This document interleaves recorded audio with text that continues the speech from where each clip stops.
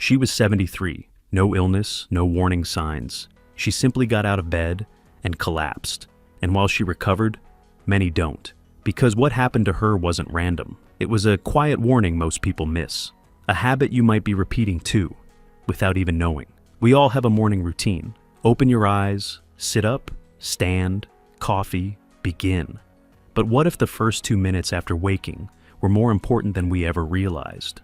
What if those small automatic choices were silently shaping your blood pressure, your balance, your brain clarity, even your risk of falling?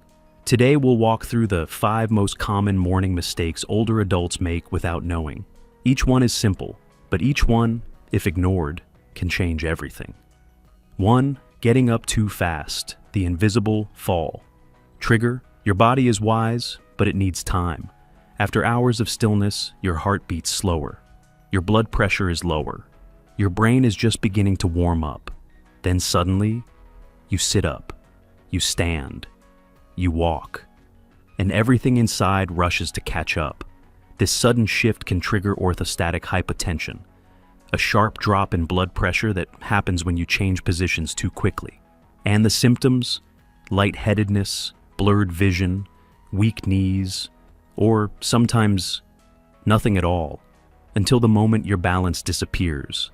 This is why so many older adults fall within the first 60 seconds of the day. Not because they're fragile, but because no one told them that the body doesn't leap, it rises. So here's the sacred fix. Before anything, breathe. Not just air, but awareness. Still lying down, move your fingers and toes, circle your ankles. Feel the blood begin to wake. Then sit slowly. Let your feet touch the ground. Wait 20, maybe 30 seconds. Then stand, not with force, but with presence. Let your body know you're ready, and it will rise to meet you. Because vitality isn't always about doing more. Sometimes it's about doing less, but with care. 2. Skipping hydration, the hidden drain on energy. You might not feel it, but every morning your body wakes up a little empty.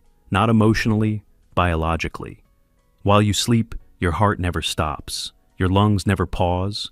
Your cells repair, reset, and rebuild. And all of that runs on water. That's why you begin the day in a quiet state of mild dehydration. Even before you reach for anything, your system is already asking, "Can I please refill before we begin?" But what happens instead? We skip water. We reach for coffee. We take pills. We scroll. And we wonder why we feel foggy, stiff, or slow. Here's what dehydration does behind the scenes. It thickens your blood. It forces your heart to work harder. It clouds your mental clarity. It increases your risk of falls, all before breakfast. You don't need to drink a liter.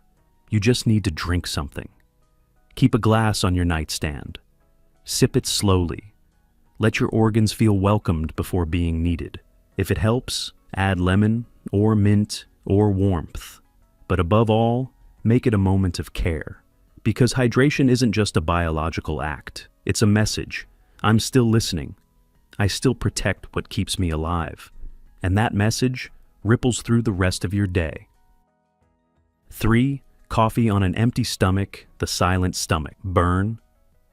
For many people, the day begins not with a thought, but with a sip. Coffee, warm, familiar, almost spiritual.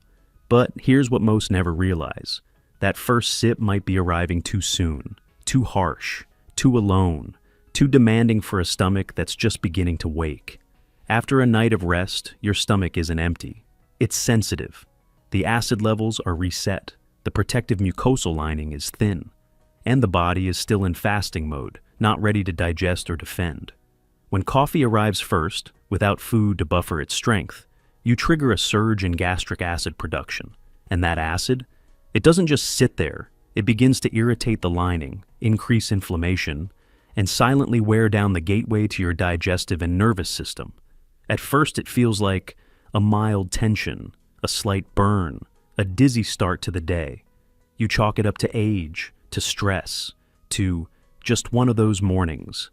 But over time, it becomes something deeper: reflux, ulcers, energy crashes, disrupted sleep cycles. and that strange tightness you can't name. You don't have to give up your coffee, but you do have to give your body a landing pad. Eat something first, a banana, a few almonds, a spoonful of oats. Let your stomach feel honored before challenged. Because coffee isn't the villain, but sequence is sacred, and how you greet your gut is how your day may greet you. 4. Moving. While still stiff, the injury you won't feel until later. You open your eyes, maybe shift a little, and feel it. That morning heaviness in your legs, in your back, in your neck. It doesn't hurt exactly, it just resists. This is your body whispering, not yet. I'm still waking up. During sleep, your muscles soften, your joints pause, the synovial fluid, that natural lubricant for smooth movement, settles. Circulation slows. Everything is in a resting state. And if you try to move too quickly before these systems re-engage, you're forcing muscles that aren't warm, tendons that aren't ready, and joints that haven't rehydrated. It may feel small, a tight calf, a stiff shoulder, a little imbalance, but these micro-strains build up, day by day, until one moment, your knee locks, your back spasms, or your body says enough, and down you go. That's what happened to Mrs. Margaret, active, proud, independent, until a sudden fall after waking left her shaken for weeks, not from weakness, but from not giving her body what it quietly needed, time. Here's your gentle fix, before anything else. Still lying down? Move your toes, circle your ankles, stretch your arms over your head, breathe in, then slowly sit up. Stay there. Let the body recalibrate. Only then, stand with softness. Because strength isn't how fast you move. It's how well you listen before you do. 5. Poor morning posture, the silent energy leak. Most people don't think about posture in the first 30 seconds of the day. You just stand up, shoulders slumped, head down, back curved, eyes lowered. It feels natural, but it's costly, not immediately, but quietly. When you rise in a collapsed posture, you compress your lungs. That means less oxygen. Less oxygen means less clarity, less energy, and a subtle heaviness you can't explain. Your head tilts forward, shifting your center of gravity. You become more likely to stumble. Your reaction time shortens, and your body moves like it's already tired. But it's not just physical. Posture affects mood. Studies show a hunched position increases stress hormones, lowers confidence, and reinforces mental fog before you've even left the bedroom. It's not about looking proud. It's about feeling supported by your own spine. Here's the reset. Before you stand, sit up tall. Roll your shoulders gently back. Let your spine grow by one breath. Keep your chin level. Eyes forward, not to the floor. And when you take your first steps, walk like someone worth holding upright. Because you are. The way you rise becomes the way you move. And the way you move becomes the way you age. Maybe no one ever told you that the way you rise shapes everything that comes after. Maybe your morning was never meant to be rushed, but returned to.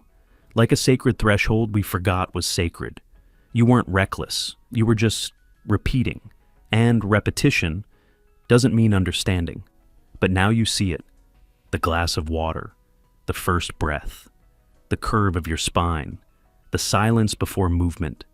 They're not small, they're ceremonies. And your body has been waiting for you to notice. So, next time you rise, do it like someone who finally knows the quiet matters. That how you greet your body is how it will hold you all day long. And maybe, this time, you rise not out of habit, but out of love. You've spent decades waking up out of habit.